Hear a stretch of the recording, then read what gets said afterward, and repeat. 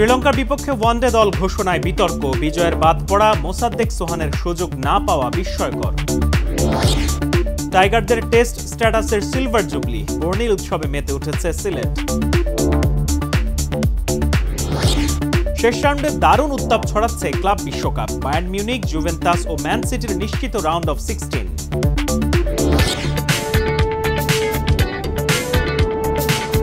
আসসালামু আলাইকুম প্রিয় দর্শক, বাংলা ভিশনের স্পোর্টস বুলেটিন স্পোর্টস টাইমে সবাইকে স্বাগত। সাথে আছি আমি মাহমুদুল হাসান। শুনছিলেন শিরোনাম, এবারে বিস্তারিত। টাইগারদের দল নির্বাচন যেন মিউজিক্যাল চেয়ারের খেলা। দল নির্বাচনের ট্রাম্প কার্ড যে ধরতে পারবে সেই মাঠে নামার আগে মেরে দেবে ছক্কা। প্রিমিয়ার লিগে 14 ম্যাচে 4 সেঞ্চুরিতে 874 রান। তারপরও শ্রীলঙ্কার বিপক্ষে 16 সদস্যের ওয়ানডে স্কোয়াডে নেই এনামুল হক বিজয়। টেস্টে ব্যর্থতায় বিজয় ওয়ানডে দল থেকে কাটা পড়েছেন কিনা তাই প্রশ্ন। তবে প্রিমিয়ার লিগে ভালো পারফরমেন্সের পুরস্কার পেলেন নাইম শেখ। 2 বছর পর ফিরেছেন দলে, কিন্তু মোসাদ্দেক সৈকত, নুরুল হাসান সোহানের সুযোগ না পাওয়া যেমন বিতর্কিত অধ্যায়, তেমনি পাকিস্তানে ব্যর্থতার পরও শামীম পাটোয়ারির দলে থাকা নির্বাচনকে প্রশ্নবিদ্ধ করেছে। টুর্নামেন্ট হোক আর আন্তর্জাতিক সিরিজ, ফরম্যাটের ভিন্নতায় কিছু আসে যায় না। বাংলাদেশের দল ঘোষণা মানেই চমক আর বিতর্ক।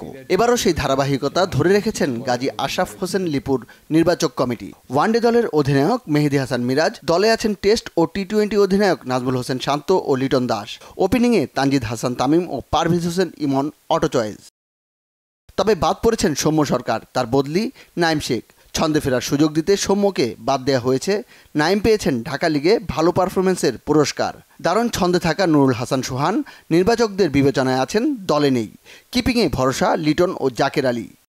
বিকল্প আজকে যে নাইম শেখ আসলেন, তিনিও কিন্তু তার যে খেলার ইন্টেন্সিটিটা, আমাদের টপ যে দুজন ওপেনার ব্যাটিং করছেন সেই একই ইন্টেন্সিটিতে ব্যাট করার মতো সক্ষমতা একটা নজির রেখেছেন কিন্তু ঢাকার ক্রিকেটে। তিনি তাকে কিছুটা বদলেছেন। And at the same time আমরা আমাদের কাছে সৌম্য সরকার অত্যন্ত গুরুত্বপূর্ণ একজন খেলোয়াড়। আমার বিশ্বাস যে সাম্প্রতিক ক্রিকেটের যে দাবি, তার সঙ্গে তিনি খাপ খাইয়ে নিজেকে প্রস্তুত রাখবেন। নুরুল হাসান সোহান আমাদের মাথায় অবশ্যই আছেন, তিনি অত্যন্ত কার্যকর একজন খেলোয়াড়, স্পেশালি 6-7-এ আমার মনে হয়।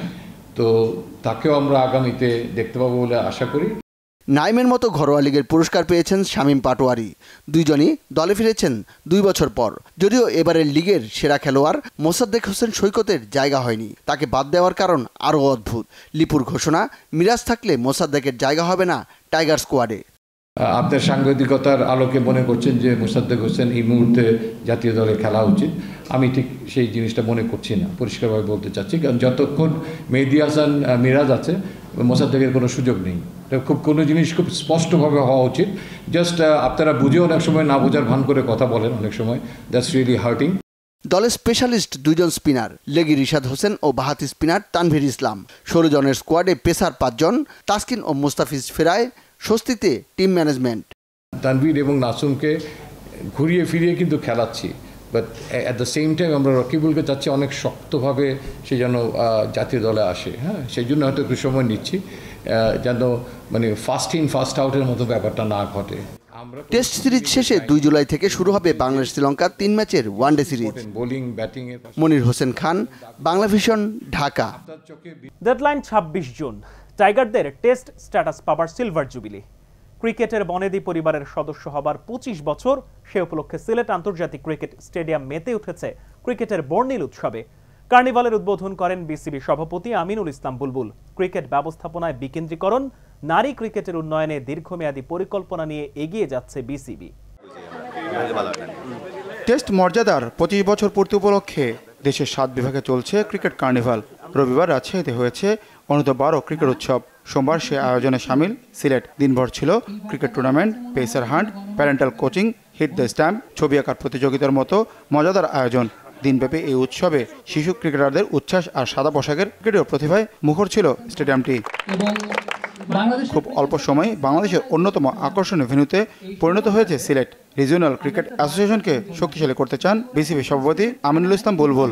টেস্ট ক্রিকেটের 25 বছর একটা বড় ব্যাপার, সেই সুযোগটা নিয়ে আমরা বিভিন্ন বিভাগে যেমন যাচ্ছি তেমন সিলেটেও এসেছি। এখানে মেইন কারণ হচ্ছে ক্রিকেটটাকে কীভাবে বিকেন্দ্রীকরণ করা যায়। প্রত্যেকটা উপজেলায় জেলায় কম্পিটিটিভ বা প্রতিযোগিতামূলক কীভাবে ক্রিকেট আরও চালু করতে পারি এবং ক্রিকেটের যে কালচারটা আছে সেই কালচারটা আমরা প্রত্যন্ত অঞ্চলে ছড়িয়ে দিতে চাই। ছড়িয়ে দিয়ে আমরা শুধুমাত্র ক্রিকেটার না, সবাই তো আর জাতীয় দলে খেলে না, আমরা ক্রিকেটের মাধ্যমে ভালো বাংলাদেশের নাগরিকও তৈরি করতে চাই। বিসিবি সভাপতি জানান, দেশব্যাপী ক্রিকেট ছড়িয়ে দেওয়াই তার লক্ষ্য। শুধু পুরুষ নয়, নারী ক্রিকেটকেও এগিয়ে নিতে পরিকল্পনা করছে বোর্ড। আমরা সকলকে নিয়ে ডিসেন্ট্রালাইজেশনটা করতে চাই। ডিসেন্ট্রালাইজেশন মানে এই না যে শুধুমাত্র আমরা পৌঁছাবো এবং খেলাবো, সাথে সাথে আমরা যাতে ভালো ক্রিকেটার তৈরি করতে পারি সেই লক্ষ্যে কোচদেরও ট্রেনিং করাবো, আম্পায়ারদেরও ট্রেনিং করাবো এবং কীভাবে আমরা আরও ভালো ক্রিকেট উপহার দিতে পারি সেটাই আমাদের মূল লক্ষ্য। ক্রিকেট কার্নিভালের অংশ হতে পেরে দারুণ আনন্দিত খুদে ক্রিকেটাররা, উৎসাহ বেড়েছে অভিভাবকদেরও। Manik Mahmud, Bangla vision, sports desk. Billion ডলারের ফিফা ক্লাব বিশ্বকাপে এখন গ্রুপ পর্বে শেষ রাউন্ডের উত্তাপ। 32 দলের লড়াইয়ে 8 গ্রুপ থেকে নকআউট পর্বে শেষে 16তে খেলা নিশ্চিত করেছে 3টি দল, জার্মানির বায়ার্ন মিউনিখ, ইতালির জুভেন্টাস ও ইংল্যান্ডের ম্যানচেস্টার সিটি। বোঝাই যাচ্ছে গ্রুপের শেষ রাউন্ডে কেমন উত্তেজনায় পড়াবে এই টুর্নামেন্ট। তবে ক্লাব বিশ্বকাপের রেকর্ড চ্যাম্পিয়ন রিয়াল জয়ে ফিরে রাউন্ড অফ 16 এর সম্ভাবনা উজ্জ্বল করলেও ইউরোপ সেরা পিএসজি আছে কঠিন সংকটে। 36 দল নিয়ে যুক্তরাষ্ট্রের নতুন আঙ্গিকের ক্লাব বিশ্বকাপে সম্ভাব্য শিরোপার ফেভারিট দলগুলোর একটি বায়ার্ন মিউনিখ। জার্মান বুন্দেসলিগায় এক মৌসুম পর শিরোপা পুনরুদ্ধার করা ক্লাবটির সঙ্গে সি গ্রুপে আছে পর্তুগালের বেনফিকা, আর্জেন্টিনার বোকা জুনিয়র্স এবং নিউজিল্যান্ডের Auckland city. Amateur club Auckland সিটিকে নিয়ে নিজেদের প্রথম ম্যাচে ছেলে খেলা করে 10-0 গোলে জয় পাওয়া বায়ার্ন পরের ম্যাচে সেই তেজ আর দেখাতে পারেনি। বোকা জুনিয়র্সের বিপক্ষে বলতে গেলে চাপেই পড়েছিল জুলিয়ান নাগেলসম্যানের দল। 18 মিনিটে ইংলিশ স্ট্রাইকার হ্যারি কেইন দলকে এগিয়ে নেওয়ার পর 66 মিনিটে গোল হজম করে বুন্দেসলিগার রেকর্ড চ্যাম্পিয়নরা। 84 মিনিটে মাইকেল ওলিসের গোলে 2-1 জয় পায় বায়ার্ন। বোকার হারে এক ম্যাচ আগেই নকআউট পর্বের টিকিট নিশ্চিত হয়ে যায় দুবারের শিরোপা জয়ীদের। দুই খেলায় বায়ার্নের পূর্ণ 6 পয়েন্টের বিপরীতে বেনফিকা 4 ও বোকা 1 পয়েন্ট নিয়ে নকআউট পর্বের আশা বাঁচিয়ে রাখলেও 2 হারে বিদায় নিশ্চিত হয়েছে অকল্যান্ড সিটির। ক্লাব বিশ্বকাপের গত 20 আসরে ফাইনালের দেখা না পাওয়া জুভেন্টাস এবার রয়েছে উড়ন্ত ফর্মে।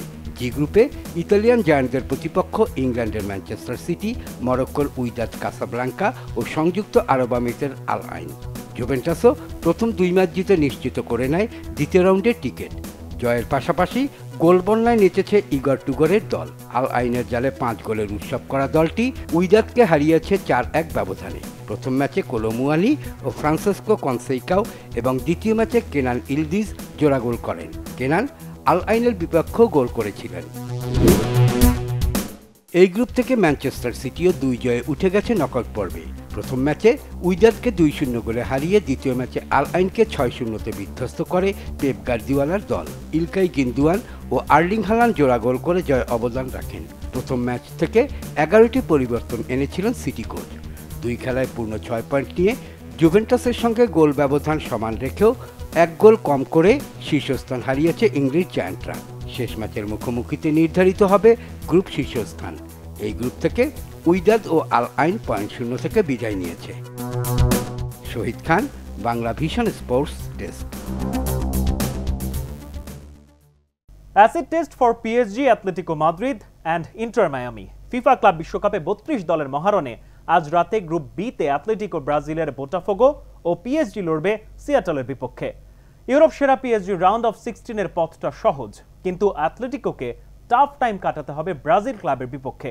মঙ্গলবার সকালে গ্রুপ এতে শ্রেষ্ঠত্বের লড়াইয়ে মুখোমুখি ইন্টার মায়ামি ও ব্রাজিলের পালমেইরাস। ক্লাব বিশ্বকাপে বি গ্রুপ থেকে ব্রাজিলিয়ান ক্লাব বোটাফোগো, ফরাসি জায়ান্ট পিএসজি ও স্প্যানিশ ক্লাব অ্যাটলেটিকো মাদ্রিদ 3 দলেরই সুযোগ রয়েছে নকআউট পর্বে যাওয়ার। তবে কঠিন সমস্যা অ্যাটলেটিকো। পিএসজির কাছে 4-0তে বিধ্বস্ত হয়ে যুক্তরাষ্ট্রের সিয়াটল সাউন্ডার্সকে 3-1 গোলে হারানো দলটিকে বোটাফোগোর বিপক্ষে জিততে হবে বড় ব্যবধানে, যারা সিয়াটলকে 2-1 আর পিএসজিকে 1-0তে হারিয়ে পূর্ণ 6 পয়েন্ট নিয়ে গ্রুপ শীর্ষে। সমান 3 পয়েন্ট নিয়ে পিএসজি গোল ব্যবধানে অ্যাটলেটিকোকে পেছনে ফেলে দ্বিতীয় স্থানে। 2 হারে বিদায় নিয়েছে সিয়াটল। এই গ্রুপ থেকে যুক্তরাষ্ট্রের ইন্টার মায়ামি ও ব্রাজিলের পালমেইরাস 2 খেলায় সমান 4 পয়েন্ট নিয়ে লড়াইয়ে এগিয়ে। তবে শেষ ম্যাচে 2 দলের মুখোমুখি লড়াইয়ে কেউ হারলে তার বাদ পড়ার শঙ্কা থাকছে। সেক্ষেত্রে 1 পয়েন্ট করে পাওয়া এফসি পোর্তো ও আল আহলির মধ্যে জয় পাওয়া দলটির সুযোগ তৈরি হতে পারে। মেসি সুয়ারেজদের মায়ামি মিশরের আল আহলির সঙ্গে গোল শূন্য ড্রয়ের পর পর্তুগালের এফসি পোর্তোকে 2-1 হারিয়েছে। পালমেইরাস পোর্তোর সঙ্গে গোলশূন্য ড্রয়ের পর আল আহলির বিপক্ষে 2-0-তে জয় পেয়েছে। টি-20 ফ্র্যাঞ্চাইজি ক্রিকেটারদের বলা হয় যাযাবর ক্রিকেটার, যাদের নাকি ব্যাগ লাকেজ গোছানোই থাকে, ডাক এলেই দে ছুট। বাংলাদেশের সাবেক বিশ্বসেরা অলরাউন্ডার সাকিবও এখন যাযাবর ক্রিকেটার। রাজনৈতিক মারপ্যাচে দেশের হয়ে খেলতে পারছেন না, তাই বিশ্বের বিভিন্ন প্রান্তে টি-20 ফ্র্যাঞ্চাইজি ক্রিকেটে খেলে ব্যস্ত সময় পার করছেন। এবার ক্যারিবীয় ম্যাক্স 60 টি10 টুর্নামেন্টের আকর্ষণ যে সাকিব। বাংলাদেশের জান, বাংলাদেশের প্রাণ নামেই পরিচিত ছিলেন সাবেক বিশ্বসেরা অলরাউন্ডার সাকিব আল হাসান। অথচ ক্রিকেটের নবাব খ্যাত সাকিব রাজনীতির সাথে জড়িয়ে নিজেকেই করেছেন বিতর্কিত। পরিবর্তিত রাজনৈতিক কারণে জাতীয় দল থেকে অনেকটা নির্বাসিত পতিত সরকারের সংসদ সদস্য সাকিব। তবে লাল সবুজের দলে সুযোগ না পেলেও বিদেশের ফ্র্যাঞ্চাইজিতে মাঠ মাতাচ্ছেন টাইগার অলরাউন্ডার। সম্প্রতি পাকিস্তান সুপার লিগ PSL-এ খেলেছেন লাহোর কালান্দার্সের জার্সিতে। ক্যারিবীয় দ্বীপপুঞ্জের গায়ানায় গ্লোবাল সুপার লিগ GSL-এ খেলবে বাংলাদেশের রংপুর রাইডার্স। ডিফেন্ডিং চ্যাম্পিয়ন রাইডার্সদের শিরোপা ধরে রাখার মিশনে সাকিবকে দলে চেয়েছিলেন অধিনায়ক সোহান, কিন্তু পূরণ হয়নি সোহানের আশা। সাকিবকে রাখা হয়নি রংপুরের ঘোষিত স্কোয়াডে। তবে ক্যারিবীয় দ্বীপপুঞ্জে আরও একটি বিদেশি ফ্র্যাঞ্চাইজি লিগে নতুন ডাক পেয়েছেন সাকিব। 10 জুলাই থেকে গায়ানায় যখন খেলবে সোহানের দল, তার কদিন পরেই সাকিব মাঠে নামবেন ক্যারিবীয় অঞ্চলের আরেক প্রান্ত কেমান আইল্যান্ডে। 16 জুলাই এখানেই শুরু হবে 8 দলের ম্যাক্স 60 টুর্নামেন্টের দ্বিতীয় আসর। টি10 ফরম্যাটের 8 দলের এই টুর্নামেন্টে বাংলাদেশের পোস্টার বয় খেলবেন ভেগাস ভাইকিংস দলে। সাবেক বিশ্বসেরা অলরাউন্ডার সাকিব ছাড়াও ম্যাক্স 60 সিজন 2-তে খেলবেন Mohammad Nabi, Kyle Mayers, David Malan, Alex Hales, Thisara পেরেইরাদের মতো তারকারা। 23 জুলাই হবে ফাইনাল। টুর্নামেন্টের প্রথম আসরে চ্যাম্পিয়ন হয়েছিল ক্যারিবিয়ান টাইগার্স। এই মৌসুমে শুধু ম্যাক্স 60 টি10 লিগই নয়, ক্যারিবিয়ান অঞ্চলের ফ্র্যাঞ্চাইজি ক্রিকেটে আরও ব্যস্ততা আছে সাকিবের। 3 বছর পর আবারও খেলবেন ক্যারিবিয়ান প্রিমিয়ার লিগ CPL-এ। এন্টিকা অ্যান্ড বারমুডা ফ্যালকনস দলভুক্ত করেছে বাংলাদেশের সাবেক অধিনায়ককে। 2013 সাল থেকে CPL-এ খেলে আসছেন সাকিব। 3 দলের হয়ে 5টি মৌসুমে খেলেছেন 2022 সাল পর্যন্ত। Manik Mahmud, Bangla vision, sports desk. আন্তর্জাতিক অলিম্পিক কমিটিতে এখন ফার্স্ট লেডি ক্রিস্টি কভেন্ট্রি। এই প্রথম বিশ্বের সবচেয়ে প্রাচীনতম ক্রীড়া সংগঠন IOC-তে নারী সভাপতি দায়িত্ব নিল। জিম্বাবুয়ের সাবেক সাঁতারু ও দেশটির ক্রীড়ামন্ত্রী ক্রিস্টি 2004 অ্যাথেন্স এবং 2008 সালে বেইজিং অলিম্পিকে সাঁতারের 200 মিটার ব্যাকস্ট্রোকে জিতেছেন স্বর্ণপদক। আফ্রিকা মহাদেশের সেরা অ্যাথলেটও ছিলেন ক্রিস্টি। বিশ্ব ক্রীড়াঙ্গনের শীর্ষ সংগঠন আন্তর্জাতিক অলিম্পিক কমিটিতে প্রথমবার একজন নারী এবং প্রথম আফ্রিকানকেও সভাপতি নির্বাচিত হয়েছেন। বর্তমান সভাপতি থমাস ব্যাক পদত্যাগ করলে গত 20 মার্চ IOC-র 144তম কংগ্রেসে সর্বোচ্চ 49 ভোট পেয়ে সভাপতি নির্বাচিত হন ক্রিস্টি। তবে IOC-র রীতি অনুযায়ী 23 জুন অলিম্পিক ডের দিনে আনুষ্ঠানিকভাবে দায়িত্বভার গ্রহণ করেন নতুন সভাপতি। 1983 সালে জিম্বাবুয়ের হারারেতে জন্মগ্রহণ করেন ক্রিস্টি কভেন্ট্রি। 2002 সালে কমনওয়েলথ গেমসে সাঁতারে স্বর্ণ জিতে পাদপ্রদীপে উঠে আসেন। এরপর 2004 অ্যাথেন্স এবং 2008 সালে বেইজিং অলিম্পিকে সাঁতারের 200 মিটার বিশ্ব রেকর্ড গড়ে ব্যাকস্ট্রোকে স্বর্ণপদক জিতে সেরা সাফল্য প্রদর্শন করেন। 2007 সালে অল আফ্রিকান গেমসে 7টি স্বর্ণ জিতে সেরা ক্রীড়াবিদের মর্যাদা পান। অলিম্পিক এবং বিভিন্ন গেমসে জিম্বাবুয়ের জন্য দারুণ সাফল্য বয়ে আনায় প্রেসিডেন্ট রবার্ট মুগাবে ক্রিস্টিকে $1,00,000 প্রাইজ মানি দিয়ে সম্মানিত করেন। যদিও সেই অর্থ তিনি দেশের অভাবী মানুষদের সাহায্য করে দেন। 2018 থেকে 25 সাল পর্যন্ত জিম্বাবুয়ের ক্রীড়ামন্ত্রীর দায়িত্বে ছিলেন ক্রিস্টি। এছাড়া জিম্বাবুয়ের অলিম্পিক কমিটির সদস্য এবং IOC-র অনেক গুরুত্বপূর্ণ কমিটিতে দায়িত্ব পালন করেছেন ক্রিস্টি। বাংলাদেশ অলিম্পিক অ্যাসোসিয়েশন IOC-র নতুন সভাপতির দায়িত্ব গ্রহণের দিনটি কেক কেটে উদযাপন করেছে। ম্যান অফ ম্যাজিক্যাল ফিগার, বাংলাদেশের অভিষেক টেস্টেই সেঞ্চুরি করে অসাধারণ এক কৃতিত্ব প্রদর্শন করেছেন আমিনুল ইসলাম বুলবুল। দেশের প্রথম টেস্ট সেঞ্চুরিয়ান এখন বাংলাদেশ ক্রিকেট বোর্ডের সভাপতির দায়িত্বে। 2000 সালের 10 নভেম্বর ঢাকা স্টেডিয়ামে ভারতের বিপক্ষে 145 রানের দারুণ এক ইনিংস খেলেন বুলবুল। তবে আন্তর্জাতিক ক্রিকেটে বাংলাদেশের প্রথম সেঞ্চুরির নায়ক মেহরাব হোসেন অপি। 1999 সালের 25 মার্চ ঢাকা স্টেডিয়ামেই জিম্বাবুয়ের বিপক্ষে ওয়ানডেতে 101 রানের ইতিহাস গড়া ইনিংসটি খেলেন মেহরাব। অন্যদিকে টি20 ফরম্যাটে বাংলাদেশের পক্ষে সেঞ্চুরি হয়েছে 2টি। পারভেজ হোসেন ইমন আমিরাতের বিপক্ষে এই বছরই 17 মেতে 100 রান করেছেন। কিন্তু এই ভার্সনের সেঞ্চুরিতে বাংলাদেশের পাইওনিয়র তামিম ইকবাল খান। 13 মার্চ 2016 ভারতের ধর্মশালায় টি20 বিশ্বকাপে ওমানের বিপক্ষে 63 বলে অপরাজিত 103 রানের দুর্দান্ত এক ইনিংস খেলে টি-20-তে নিজেদের প্রথম সেঞ্চুরি রেকর্ডটি নিজের করে নেন তামিম। এই ছিল এখনকার মতো, সাথে থাকায় ধন্যবাদ। আল্লাহ হাফেজ।